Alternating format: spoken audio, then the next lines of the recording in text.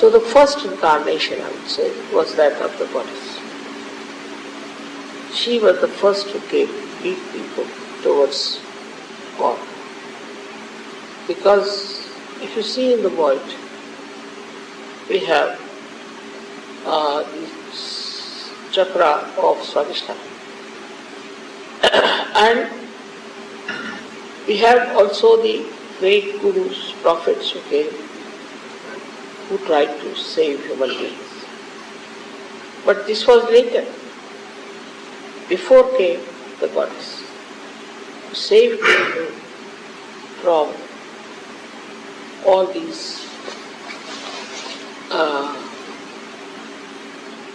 ways of destruction. Somewhere had become very evil people who were called as Rakshasas, devils, and somewhere had become good people.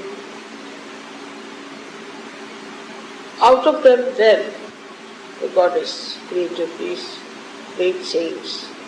They worshipped the mother and they became great saints. They became incarnations of saintliness. So the first incarnation that ever came was that of the goddess. And this is on the second yuga that we can call Shikti. She came before Sri Krishna, she came before Sri Ram, and she saved people from getting drowned into Bhavasagar. This then created great saints and sages and gurus who tried to save people. We have gurus who were very great, I should say saints and very evolved. But also we had some who were right side, who knew all kinds of Vedas, they knew all kinds of sciences, they knew all kinds of, you can call them the divine weapons and things like that. And we also had left-sided gurus who believe in the devotion to God.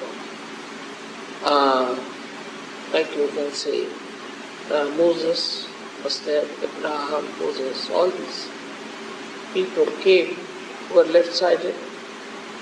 Muhammad was there, one of the last ones you can say, and then Nanak. So came the devotion to God, devotion to the all-pervading power. Started like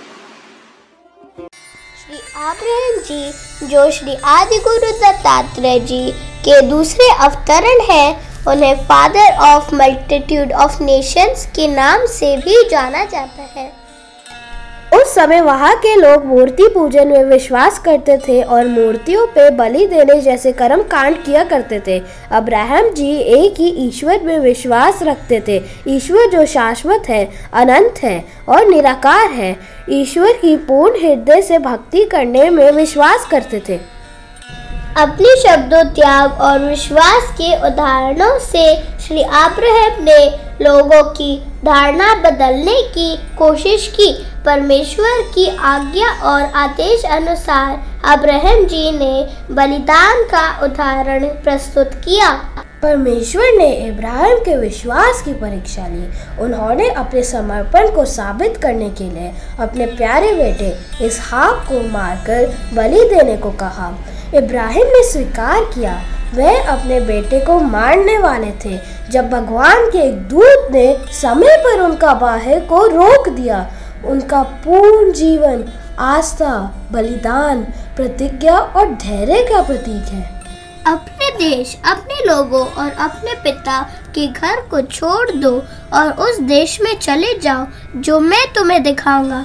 no reason given, no question asked. उन्होंने अपने देश को छोड़ दिया और परमेश्वर के दिखाई हुई रास्ते पर चल पड़े, परमेश्वर का कार्य पूरा करने के लिए। इब्राहिम अपनी पत्नी और भतीजे लूत के साथ प्रतिज्ञा की हुई कनान देश में, जो वर्तमान इस्राएल में है, चले गए। श्री अब्राहम जी सबसे पहले श्री आदि गुरु जी के इनकारनेशन है, जो यूनिवर्स के वॉइड में सबसे पहले चले और वाइब्रेशन स्प्रेड किए।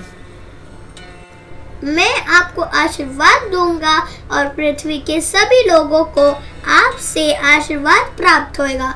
ऐसे गॉड ने श्री अब्राहम को प्रॉमिस किया था जब परमात्मा ने उन्हें अपने देश, अपने लोगों को छोड़ने के लिए बोला था। अब्राहम का जीवन काल 175 साल का रहा और सदैव ही ईश्वर एक है, गॉड इज वन को बढ़ावा दिया। हम सहज में भी यही सीखते हैं कि ईश्वर एक है। हम सभी देवी देवताओं का पूजन करते हैं। आइए हम श्री माता जी से प्रार्थना करते हैं कि हमारे अंदर भी श्री अब्राहम जी की क्वालिटीज जागृत कर दीजिए और परमात्मा का कार्य करने की इच्छा और शक्ति प्रदान करें माँ। हम सहयोग के आपके इंस्ट्रूमेंट्स बने माँ। हमें अपनी बांसुरी बनाइए माँ। Thank you. जय श्री माता जी।